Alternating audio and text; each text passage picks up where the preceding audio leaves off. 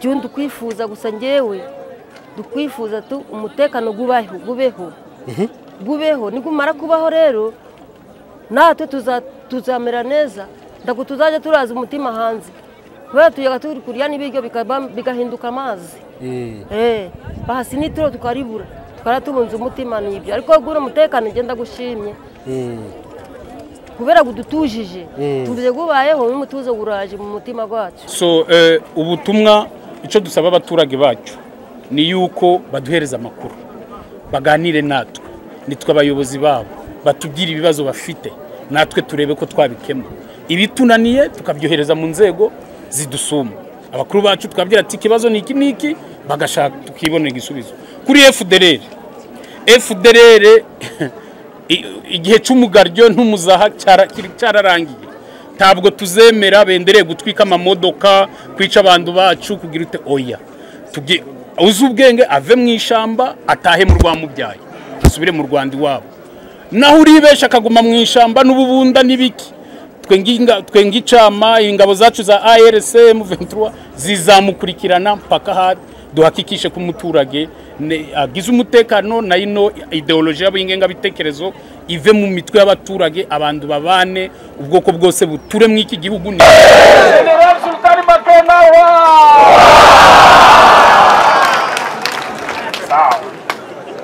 si tunataka amani wa ndugu ndio mwenye anataka amani ateke kidole juu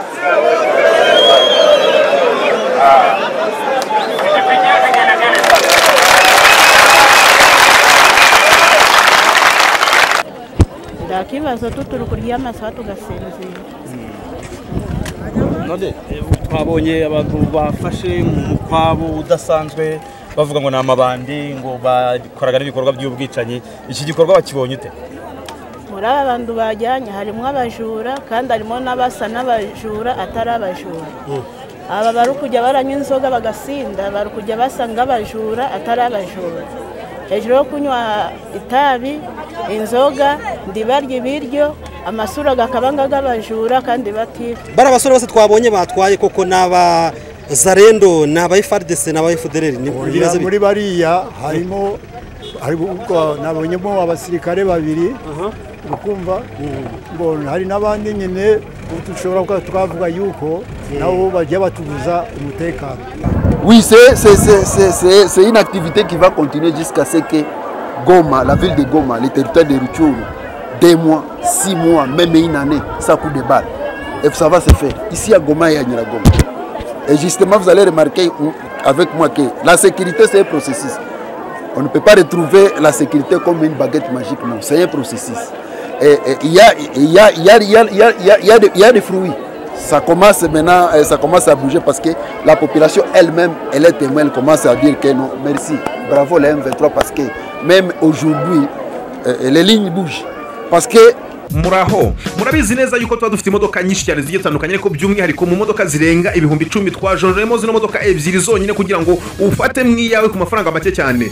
Iyi ya mbere ni yari sedan, iyi ni 207 irashakwamo amafaranga make cyane miliyoni 8,500 zara miliyoni 9,500 miliyoni yavuye kugira ngo nguhe promotion uyu munsi utunga imodoka nawe. Ni imodoka nziza ubona ko irange ni ryose iracyari shyashya, amapine ni mashyashya, nta kibazo na kimwe ifite ibyangombwa, ni full document, ibyangombwa byose birahari. Sasa reka kwereke iyi ni Mahindra nziza cyane, irange ni iryayo, irasa neza cyane. Ni imodoka yo mu mwaka ni 2010. Iyi ni 2010, urayireba neza, imisego yayo ni sawa, nta kibazo na kimwe, imisego ureba ni yayo ntifunitse, nuvuga ngo reba saro yayo ni sawa, turbo yayo iracyari yose. Ni imodoka itarigeze iterwa irange habe no kuyisimoniza. Uko nguko uyibona ni kwiri, aya matara ubona nayo ni mashyashya, amapine ni mashyashya, nta kibazo na kimwe ifite, kandi nanone nayo ifite ibyangombwa byuzuye, ni full document. Sasa rero muze mbaye promotion kandi nukuri Imana ibaho umugisha utunga imodoka nawe.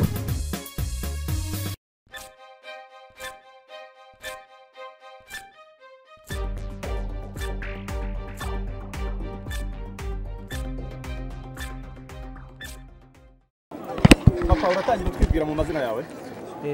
Amazina yanje banyita Nkurunziza Samuel, ngaba ndi umuturage wa hano Murambi. Hanyuma rero hani Murambi hari kibazo cya insecurity cyangwa umutekano muke, abantu baravuga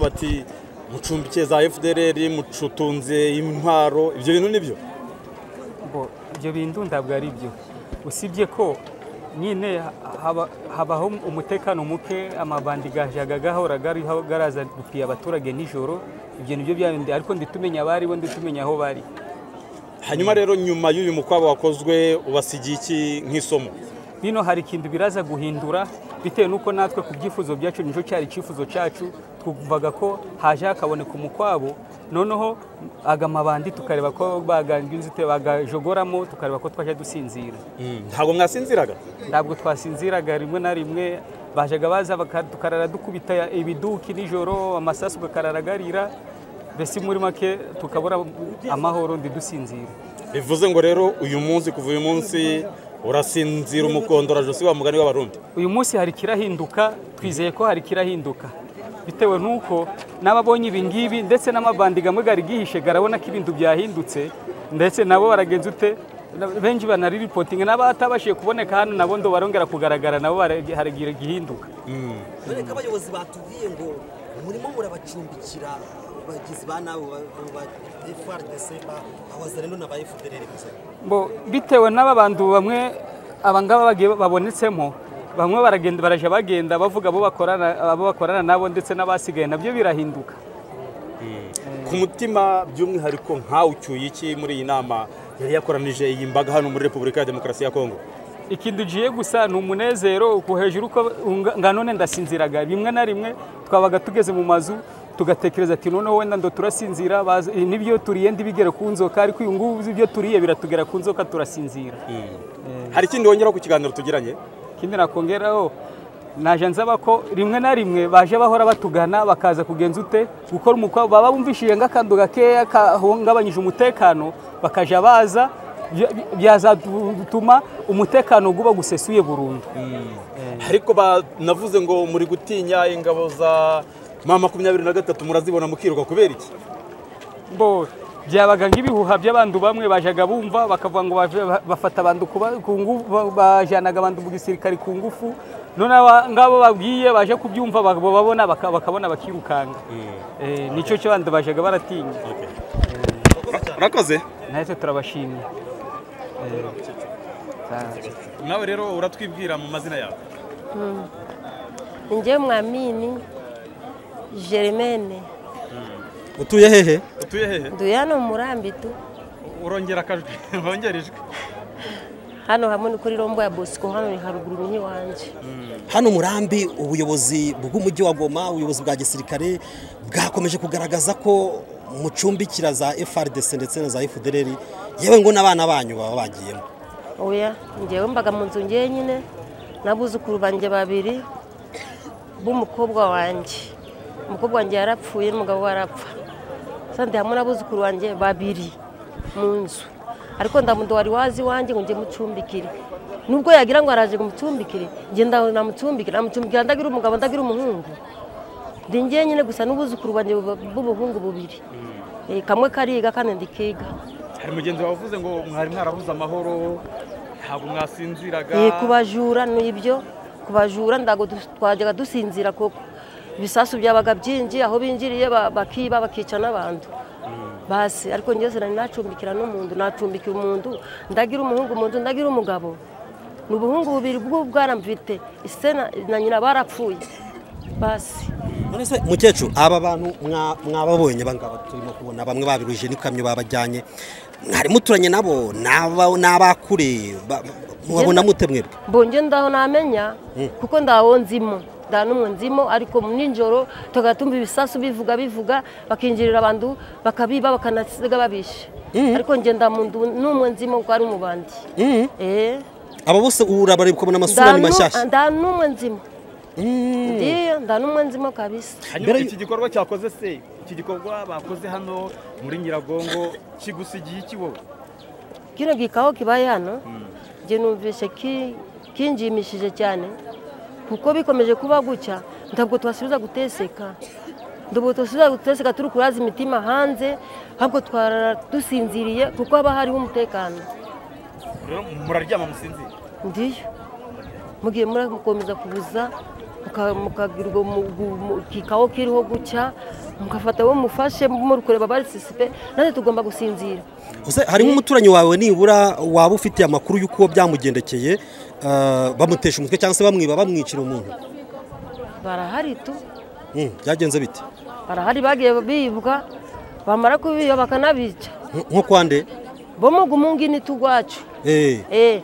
Guturuka ino kwa Bosco ino hano Murambi hano hepfo naho bajaga babiba bakanasiga babishe. Nko kwa Bosco byagenze bite? Barabibaga bakanasiga babishe. Natwe tukaya turadutitira tukumva ibisasu biravuze tugatitira tukicara mu buriri nangwa se tukinjira munsi y'uburiri hejuru y'ubwoba. Ariko ngenda muntu nigeze mbona ngo uyu mubandi cyangwa se yaranyingire ngo ngiye cyangwa se ngumusoda ngo nimubike ndago nabitse umuntu. Icyo mwatanga nk'icyifuzo ni ikirero nk'abaturage? Cyo ndukwifuza gusa ngewe dukwifuza tu umutekano gubeho nikumara kubaho rero natwe tuzamera neza ndago tuzaje turaza umutima hanze kubera tuyaga turi kurya n'ibiryo bigahinduka amazi. Bahasi nituro tukaribura tukaratunze umutima n'ibyo ariko gura umutekano ngenda gushimye kubera gudutujije tuvuze gubayeho n'umutuzo guraje mu mutima gwacu. Akoze cyane mukecuru. Ndiyo baba. Natubwire n'umukazana wawe aze tumukanyize. Ngwino mukazana. Mukazana ndiyo ndamukazana mvite. Niyo tukubaza. Tuvuga ikinyarwanda? Abo ngiye kujyana. Kimenya neza. Uravuga iki ushoboye? Sibyo? Ndakuye ukana. Ndaza gukengenge. Wari ugiye ukajyana. Gusanga iwawe nkirira no kubirya. Ndanashonje. Ndanashonje. Germaine. Abe? Germaine. Ngewe Mama Germaine. Mama Germaine. Ikibumba muri Nyiragongo turi kumwe na Mama Germaine. Unakumenye tuguhaye ikaze. Karibu. Mama Germaine. Aho ngewe cyo ngunze muri Nyiragongo ni kubera twabona mutuzaniye amahoro mukamuruku aho abajura bari mukaba murukuza mukatwakira mukabirukansa bakagenda aribo badubuzaga n'amahoro kandi ngaba ngishimiye ukundu ko murukuzi no pandisha sauti ngaba ngumbuye ukundu ko murukuzi no muri Kongo tukaba turi bamwe ndakibazo ibyo nibyo twishimiye. Hanyuma ikibazo cy'umutekano muke cyari gihagaze gite? Umutekano ni sawa tu ndakibazo turi kuryama tugasinzira kuva mwagerino abajura bari kuba bari kwiba mukaza mukatuvugira bakahunga bakagenda n'abandi mukabajyana ndakibazo turi kuryama sawa tugasinzira. None twabonye abantu bafashe mu kwabo udasanzwe bavuga ngo ni amabandi ngo bakoraga n'ibikorwa by'ubwicanyi. Iki gikorwa bakibonye ute? Muri aba bantu bajyanye harimo abajura kandi harimo n'abasa n'abajura atari abajura. Aba bari kujya baranywa inzoga bagasinda bari kujya basanga abajura atari abajura. Hejuru yo kunywa itabi inzoga ndibarya ibiryo amasura gakabanga g'abajura kandi batibaga kandi hakaba harimo n'abajura bose mukabajyana hamwe atari abajura bose. None se hariya wabitegereje wabonye abuzi? Abonzi abonzi bamwe babajyanye ariko na muri harimo umwonzi ndari umujura azwi ku bujura. Ndabwo ari umujura. Namusinze ajyanye n'inzoga ariko ndari umujura. Ese umuntu yasinze urumva agateza umutekano muke? Ndabwo nzi kijya kiba mutima w'umuntu wenda twabona kumanywa ari ukunywa inzoga tukagirana umuntu muzima kumva afite akazi ke kanijoro twebwe nditumenye. Tubwire umutekano wazanywe na M23 muri yenewe yanyu muwabo ubonye mute? Sawa ndakibazo. Tugereranyize nuko byari bimeze FARDC na Bazarendo na za FDLR bakiri hano.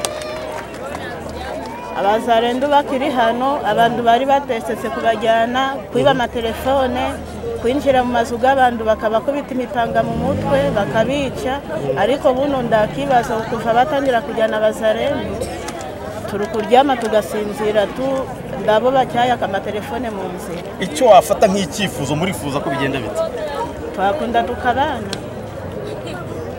tukabana namwe tukaba sawa ndakibazo. Urakoze cyane Mama Germaine. Asante sana kabisa.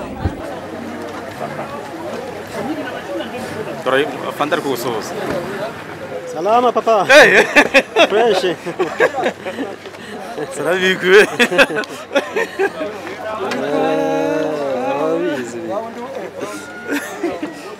Bizwi.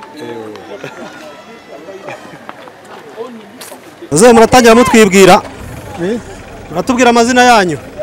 Amazina yanjye yitwa Bavugirije Ngirabanzi.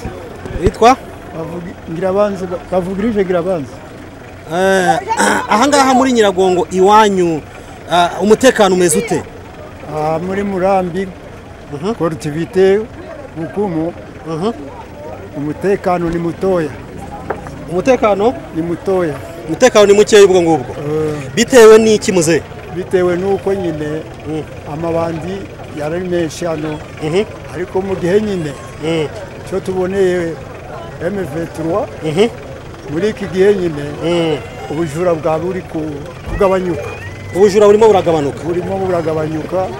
Umutekano mbega uri kugaruka buhoro buhoro bitewe nuko hano nyine twaragombowe uburyo twagombowe turi gushaka nguko nyine mugire sécurité nguko nyine bari gukora sécurité turebe yuko nyine twagira amahoro. Mwagira amahoro. M23 ibyo yakoze murabishima? Atuka turi kubishima cyane. Mbere yaho byari bimeze bite? Mbere yaho gubwiye yuko amabandi yarinjiraga mu nzu bakica bamara kwica ibintu byo n'ufite tundu bakadusahura bakatujyana. Bara abasore bose twabonye batwaye koko naba Zarendo naba FARDC naba FDLR ni muri bariya harimo nabonyemo abasirikare babiri ukumva ngo hari nabandi nyine dushobora twavuga yuko nabo bajya batubuza umutekano. Alright. Urakoze cyane rero muze. Mukomeze mwenjoyinge cyangwa se mwishimire umutekano. Nikindi kihari ariko ni ukuvuga ngo urebe yuko nyine nguko tumaze kugomborwa inzara buno igiye kutwica. Icyo hejuru yagoma abandi uza hando hari umutekano inzara ndabwo igiye bahari. Icyo nacyo baragikemura. Ndi no mushora kwa mwagikemura. Asante sana. Asante.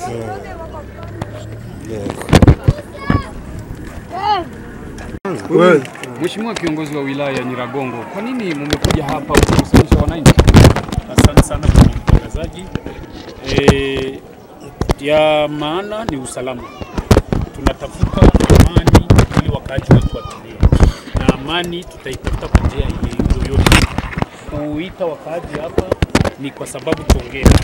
Wao ndio wanakuwa na strategy ambazo wanatuletea ili tuzitimilishe na amani onekane.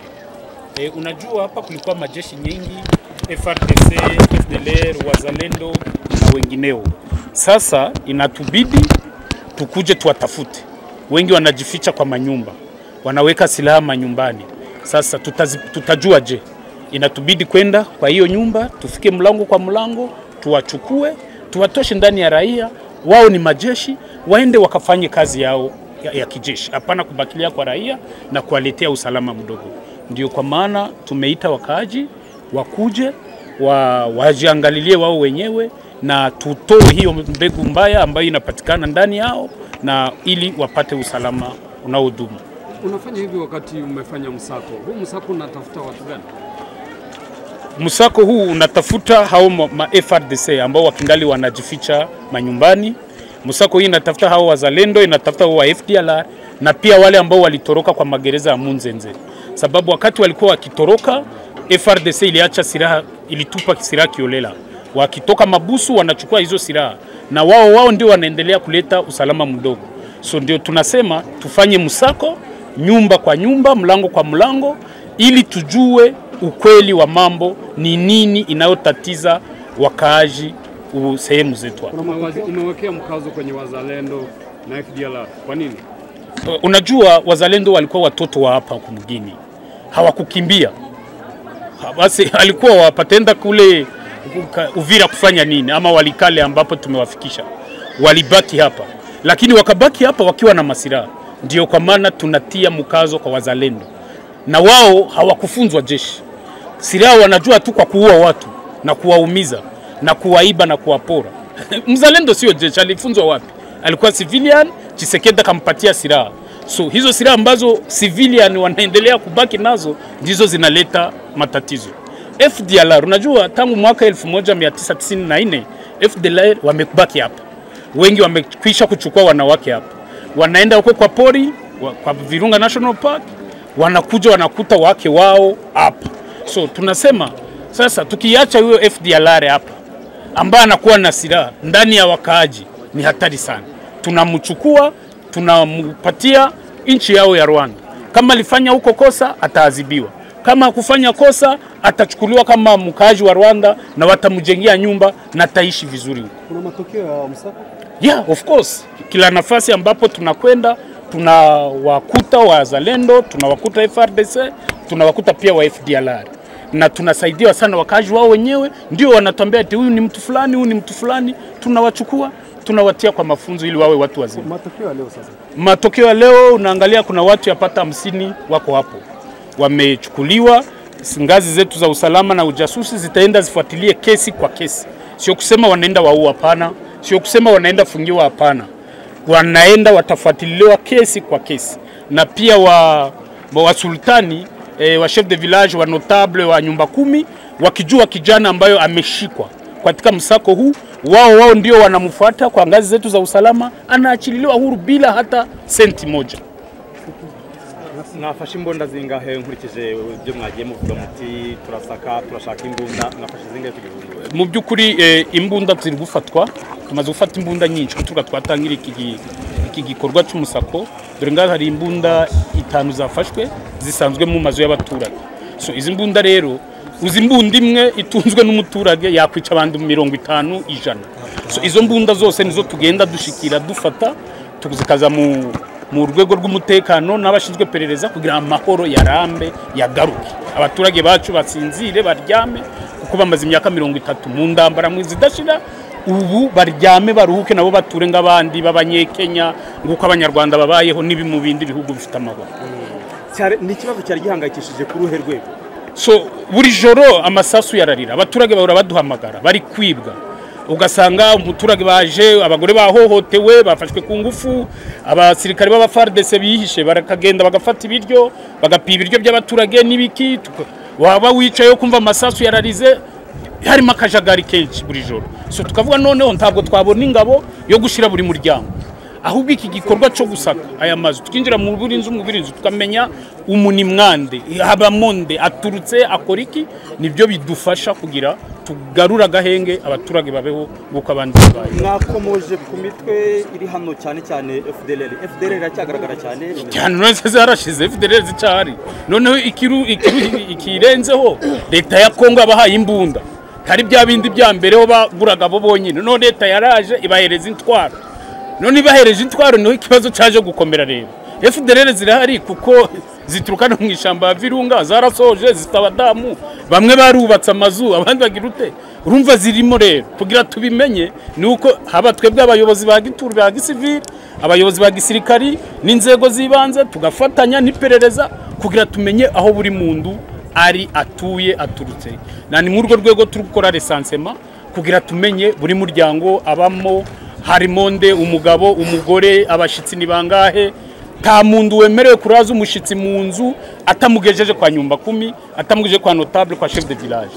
Buri muturage babonye umushitsi genda umwanzuza kugira akarere tumenye buri ngora dufite abashitsi 20, 30, 40, nabyo biradufasha mu kuzamura umutekano w'akarere kacu. Umuntu ashobora gukeka ngo nagutya turi gutya FDLR zabazirimo yampaye ngada dose ndi kuguhisha, ndi kugira FDLR nti wamumenye n'umuturage ngundi yari mu giturage yambaye tennis civile abarimo akumve nibyo tuvuga.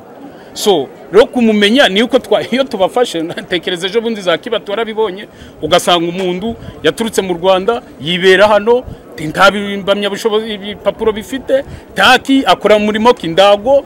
Abo bantu bose turi kubafata vuga ubutumwa muri rusange rero bujyanye n'icyo gikorwa cyo gusaka ugire n'icyo ubwira aba FDL. So ubutumwa icyo dusaba abaturage bacu ni yuko baduhereza amakuru baganire natwe nitwe abayobozi babo batubwira ibibazo bafite natwe turebe ko twabikemura ibitunaniye tukabyohereza mu nzego zidusuma abakuru bacu tukabwira ati ikibazo ni iki niki bagashaka tukibonera igisubizo kuri FDL igihe cy'umugaryo ntumuzaha cyararangiye ntabwo tuzemera bendereye gutwika amamodoka kwica abantu bacu kugira ute oya uzi ubwenge ave mu ishamba atahe mu rwamubyaye asubire mu Rwanda iwabo naho uribesha akaguma mu ishamba n'ububunda n'ibiki twenga icama ingabo zacu za ARC M23 zizamukurikirana mpaka duhakikishe ko umuturage agize umutekano na ino ideology y'abingenga bitekerezo ive mu mitwe y'abaturage abantu babane ubwoko bwose buture mu iki gihugu ni kinini gifite ubukungu tugituremo dusangire tubane n'abaturanyi bacu mu mahoro nguko ahandi babaye murakoze cyane. Nashukuru sana bwana journaliste, leo tuko siku ya 3 tarehe 28 mwezi wa 5 mwaka wa 2025 na hapa tunapatikana mu territoire ya Nyiragongo mu village ya Murambi.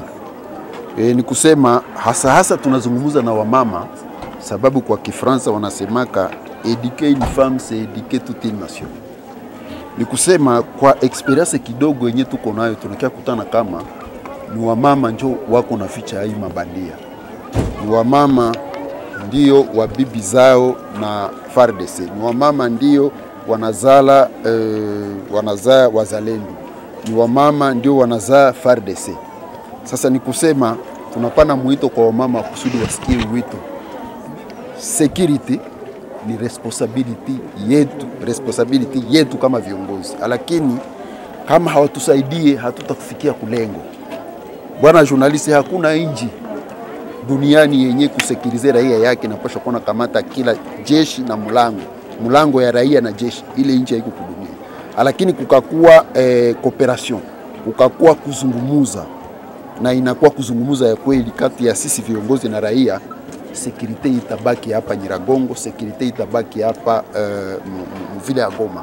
Na ndio maana tunakazia tunawaambia population uongozi wa FCM23 ni uongozi wa raia, sababu ni uongozi wenyewe unasogelea raia, unaongea na raia, unasikia raia inapenda nini, raia inataka nini kusudi ya kutatua shida za raia. Et tout état qui se respecte, inji yote inajiheshimia, kitu ya kwanza ni security ya raia na mali yake.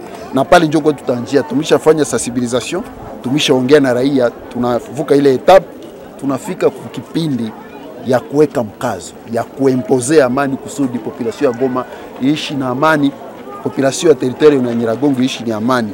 Inawezekana na itawezekana miezi 2, miezi 3, miezi 4, miezi 6 risasi haipigi hapa Nyiragongo wala mvile ya Goma na tutafikia ile lengo.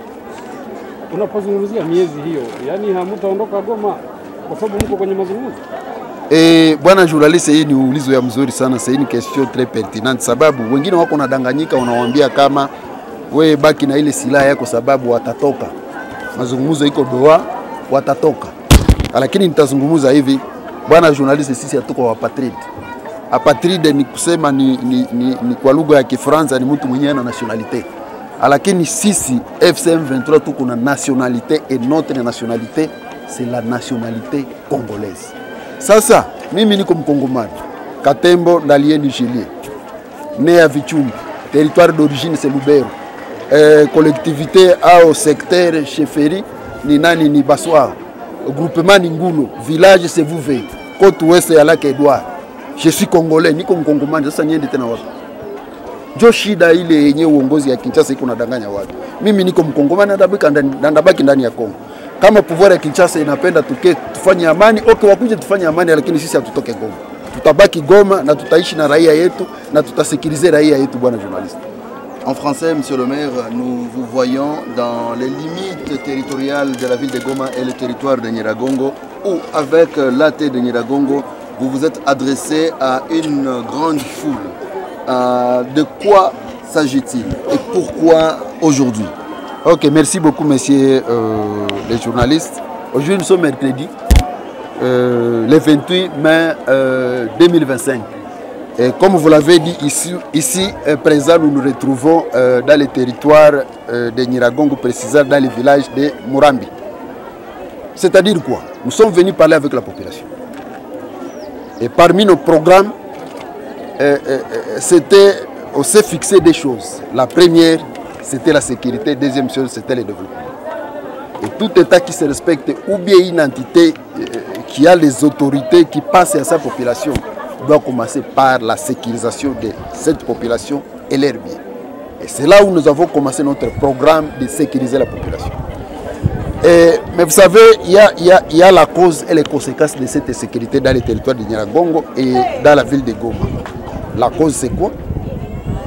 Le pouvoir de Félix a distribué les armes chez les amateurs qui sont les Wazalendo des civils. Sa formation, sa maîtrise de l'arme. Et ce sont ces armes qui sont en train de sécuriser la population.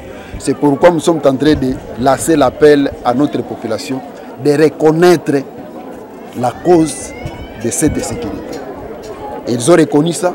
Après avoir reconnu ça, la population nous a demandé de faire le bouclage. Cette situation que vous êtes en train de remarquer ici, d'observer ici, c'est un programme de la population qui nous a dit faites le bouclage, vous allez identifier ces gens, vous allez retrouver ces gens. Et chose grave et chose surprenante pour votre information, la population nous a confirmé et accepté que nous avons une armée dissuasive, une armée républicaine. Parce que depuis qu'on a commencé le bouclage dans la ville de Goma et ici dans les territoires de Nyiragongo, nos militaires n'ont jamais même emporté une chose, pas même téléphone dans les maisons de la population. Et là nous disons, on doit continuer avec ça parce qu'on commence à voir que ça produit maintenant les résultats. Les résultats c'est quoi? À Turunga et même ici à Nyiragongo, on commence à faire une semaine, 2 semaines sans attendre même un coup de balle. Et on va pousser pour que la sécurité soit permanente ici dans les territoires de Nyiragongo et dans la ville de Goma. On va pousser. Parce que l'étape de sensibilisation, on a fini. Maintenant, nous sommes dans l'étape d'imposer maintenant la paix. Et ça va se faire ici à Nyiragongo et à Goma. Vous allez pousser comment? Quand? Parce que nous savons que Washington et Doha va vous-même vous pousser dehors. Et le gouvernement de Kinshasa ne se tient que pour parler de Doha et à la décision de Washington. Vous, le M23 AFC, vous allez pousser encore comment et quand? Nous sommes en train de pousser dans le sens que si Félix veut la paix ici à Nyiragongo et à Goma, il viendra faire la paix avec nous. Pas sans nous. Parce que tout conflit possible dans le monde, ça se termine par la voie pacifique, la voie diplomatique. Première guerre, deuxième guerre, on a fini par revenir au niveau des négociations. Et c'est là où nous sommes. C'est-à-dire quoi? Cette négociation n'est pas à dire que c'est faire sortir les M23 ici, dans la ville de Goma, dans le territoire de Nyiragongo. La réponse est non. C'est-à-dire si on va faire la paix, ici à Goma et à territoire de Nyiragongo, on va faire ça avec les pouvoirs de Kinshasa. Mais avec bien sûr des conditions. Et les conditions c'est quoi? C'est travailler pour cette population. C'est faire en sorte que cette population, on doit passer, que la population doit être tout d'abord sécurisée. On doit ramasser toutes les armes que Félix a déposées dans la population. Ces armes doivent se retrouver là où il y a les militaires, là où il y a notre armée. Et notre armée c'est quoi? C'est l'ARC, l'armée révolutionnaire congolaise. Merci beaucoup. Il y a un message particulier pour les FDLR. C'est-à-dire, comme message, c'est les FDLR, nous sommes en train de le dire tout. Les FDLR, dans la première des choses, ce ne sont pas des Congolais. Ce sont les Rwandais. Nous sommes en train de lancer l'appel, et je lance encore ici l'appel. Qu'ils doivent connaître une chose, que nous sommes en train de recevoir les autres qui sont en train de se rendre pacifiquement et librement. Chose qu'on est en train de faire, nous sommes en train de les recevoir, bien logés, bien nourris et les rapatrier chez eux au Rwanda. C'est-à-dire celui qui est en train de tarder ici en ville, ici à territoire Nyiragongo, il est en train de perdre son temps inutilement. Donc c'est-à-dire qu'il vienne, on va l'accompagner, le rapatrier chez eux au Rwanda. C'est ça ce que nous sommes en train de faire, messieurs les journalistes. Et il y a ceux qui se rendent déjà, qu'ils prennent aussi un pas de venir, il n'y a pas de problème, il n'y a pas de conséquences, il sera bien accueilli et chez eux, il sera bien accueilli. À propos de cette activité de bouclage, c'est une activité qui va continuer jusqu'à... Oui, c'est une activité qui va continuer jusqu'à ce que Goma, la ville de Goma, le territoire de Rutshuru, 2 mois, 6 mois, même une année, ça coûte des balles. Et ça va se faire. Ici à Goma et à Nyiragongo. Et justement, vous allez remarquer avec moi que la sécurité, c'est un processus. On ne peut pas retrouver la sécurité comme une baguette magique, non. C'est un processus. Et il y a des fruits. Ça commence maintenant, ça commence à bouger parce que la population elle-même, elle est témoin, elle commence à dire que non, merci, bravo les M23 parce que même aujourd'hui, les lignes bougent. Parce que ici à Goma, faire une semaine, 2 semaines, dans les quartiers comme Turunga, Majengo, Ndosho, ça coûte des balles. Non, c'est le changement. Merci. Ok, merci beaucoup. Izi ni zimwe mu modoka dufite aka kanya ziri kugurishwa. Ubu tuvugana aka kanya zongeza zazo ndabona hano zikaba ziri ku isoko. Nawe se waba wifuza ko tugurisha imodoka, waba ufite imodoka ushaka ko tugurishiriza, Nyarutsa yizeye twishyire ku isoko. Si ngombwa ko bikwica akazi, twe turahabereye. Izi nazo ni inzu nziza kandi zose ziri ku isoko.